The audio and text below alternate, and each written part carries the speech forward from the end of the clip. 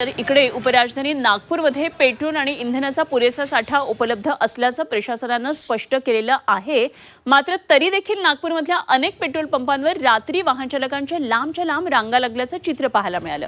अचानक वाढलेल्या गर्दीमुळे काही ठिकाणी इंधन साठा संपल्याची स्थिती मग निर्माण झाली।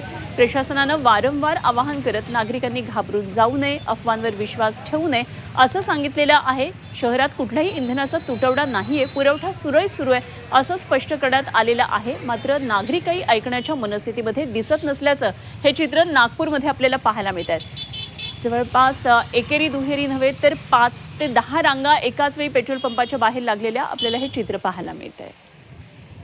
तरी काय नेमकी सगळी नागपूरमध्ये परिस्थिती होती जाणून घेऊया। आमचे प्रतिनिधी अमर काणे आपल्याबरोबर उपराजधानी नागपूरमधून जोडले गेले। तर अमर, तुझ्या मागे आज आता सकाळची जी दृश्य आपण पाहतोय, आत्ता सुद्धा मोठ्या रांगा लागलेल्या दिसत आहेत। काही दृश्य काल रात्रीची सुद्धा आपल्याला पाहायला मिळतात। काय नेमकी सगळी परिस्थिती आहे? अनुपमा, तू एक शब्द वापरला, झुंबड। अक्षरशः झुंबड पेट्रोल पंपांवर उडाली आहे आणि त्याची ही दृश्य आपण नागपुरातील एका पेट्रोल पंपावर पाहतोय। हेच चित्र नागपूर शहरातील अनेक पेट्रोल पंपांवर आहे। किंबहुना जे दिवसभरात पेट्रोल भरायचं असतं ते पेट्रोलचा साठा काही पेट्रोल पंपांवर अगदी काही तासांमध्ये संपलेला आहे। एरवी 100 रुपये 200 रुपयाचं पेट्रोल भरणारे लोक अगदी टाक्या फुल करून जाताना दिसत आहे। आणि आता ही नागपुरातील एका पेट्रोल पंपावरची अवस्था, काही पेट्रोल पंपांच्या बाहेर तर अगदी मोठ्या प्रमाणात पोलीस बंदोबस्त सुद्धा लावण्याची वेळ आली आहे। अगदी रात्रीचे दृश्य पाहिले, पण मी सांगतो पहाटेपासून आज सुद्धा गर्दी आहे।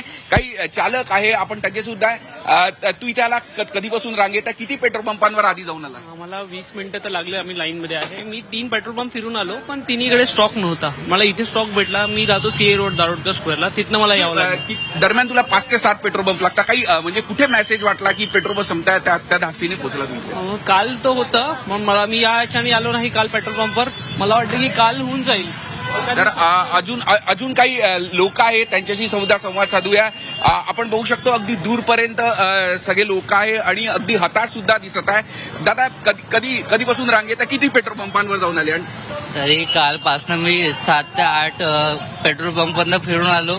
तर फक्त फिरताच माझं 100-150 रुपयाचा पेट्रोल वेस्ट झाला, पण मला काही अजून काही जण आहे। दादा, काय नेमकी समस्या? तुम्ही कुठे मेसेज पाहून आलाय की काय नेमकं? मेसेज पाहून आलो आम्ही, आणि 5-6 पेट्रोल पंपावर खूप गर्दी होती। हा पेट्रोल प्रशासन तर वारंवार सांगताय की पेट्रोलचा पुरेसा साठा आहे। लोकांना अफवावर विश्वास ठेवून जे 1 लिटर भरायचे ते 6 लिटर भरून राहिले, त्याच्याने प्रॉब्लेम आहे। तर आपण बघू शकतो सर्वसामान्य लोकांच्या या प्रतिक्रिया आहे। खरं तर प्रशासनाकडून सातत्याने सांगण्यात येत आहे की पुरेसा इंधन साठा, पेट्रोलचा साठा आहे, तरी लोक मोठ्या संख्येने पेट्रोल पंपावर पोहोचताना दिसून येत आहे। खरं, प्रशासनाला आता यावर काही वेगळ्या उपाययोजना करण्याची गरज आहे। मर्यादा पेट्रोल भरण्यावर दिली पाहिजे, असं काहीतरी प्रशासनाकडे उपाय आता करताय का हे बघणं गरजेचं आहे।